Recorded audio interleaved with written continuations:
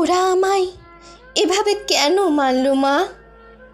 মা, আমি তো যেমন ডিউটিতে যাই সেরকমই ডিউটিতে গেছিলাম, কিন্তু আমি তো জানতাম না যে আজই হবে আমার শেষ দিন। আমি তো আমার জুনিয়রদের সাথে একসাথে কত গল্প করতে করতে রাতের খাবার খেয়েছিলাম। জানো মা, অনলাইন থেকে অর্ডার করে আনিয়েছিলাম আমার প্রিয় খাবারটা, ওটাই আজ খেয়েছিলাম। তখনও যদি একটু বুঝতে পারতাম এটাই শেষ খাওয়া, এটাই শেষ গল্প। ডিউটির বাঁধনে আমি যখন ক্লান্ত হয়ে গেলাম মা, আমার চোখ দুটো ঘুমে বন্ধ হয়ে যাচ্ছিল। একটু শরীরের ক্লান্তি মেটাতে গেলাম, তখনও যদি বুঝতাম মা সারা জীবনের মতো বিশ্রামে চলে যাব। তখন ভোর রাত, আমি ওয়ার্ডে একা। তখন ভোরের শীতল বাতাসে আমার একটু ঠান্ডা লাগতে আমি লাল চাদরটা ঢাকা দিয়ে একটু চোখ বন্ধ করেছিলাম। শুধু সেই সময়ের অপেক্ষায় থাকা ওরা আমার সাথে। ছি মা, আমার খুব কষ্ট হচ্ছিল জানো তো। অনেকবার আমি বারণ করেছিলাম, চিৎকার করেছিলাম, বাঁচাও বাঁচাও, কে আছো, আমাকে বাঁচাও। কিন্তু কেউ আমার চিৎকার, আমার আর্তনাদ শুনতে পায়নি জানো তো মা। আর ওরা আরও পশুর থেকেও বিচ্ছিরি ব্যবহার করতে লাগলো আমার সাথে, খেলতে লাগলো আমাকে নিয়ে ওরা। আমি ওদের হাতে পায়ে পড়লাম জানো তো। আমি এটাও বললাম যে আমাকে ছেড়ে দাও, দয়া করে ছেড়ে দাও, আমি কাউকে কিচ্ছু বলবো না, আমাকে যেতে দাও। কিন্তু ওরা আর আমায় তোমার কাছে একবার যাওয়ার সুযোগটা দিল না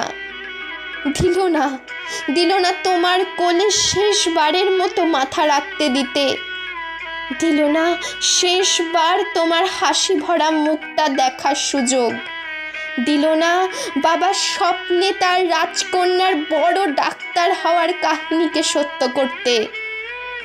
আমার গলা টিপে ধরে নিজেদের সর্বশক্তি দিয়ে আমার গলা চেপে ধরে জানো মা।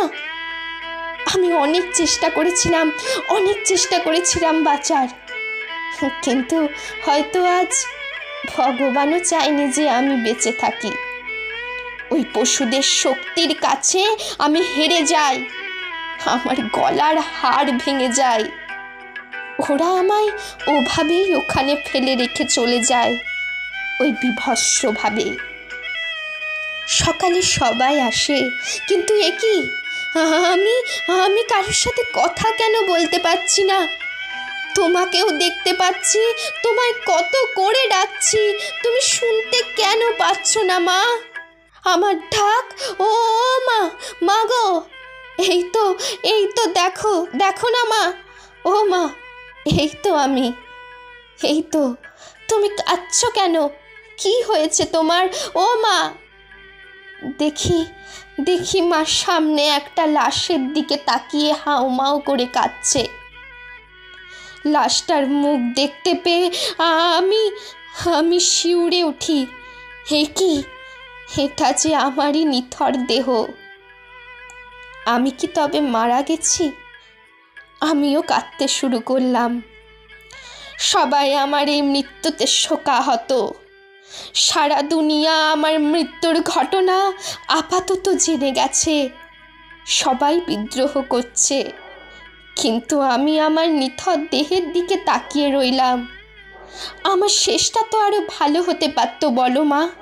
দেখো না মা, ওরা আমার মুখের, আমার দেহের কি বিচ্ছিরি অবস্থা করেছে। দেখো মা, আমার চিৎকার করতে ইচ্ছা করছে, কিন্তু আমার আওয়াজ এখন কেউ শুনতে পাচ্ছে না। আমি এতগুলো লোকের সামনে চিৎকার করছি, কিন্তু একটা কেউ আমার এই চিৎকার শুনতে পাচ্ছে না। কেউ না।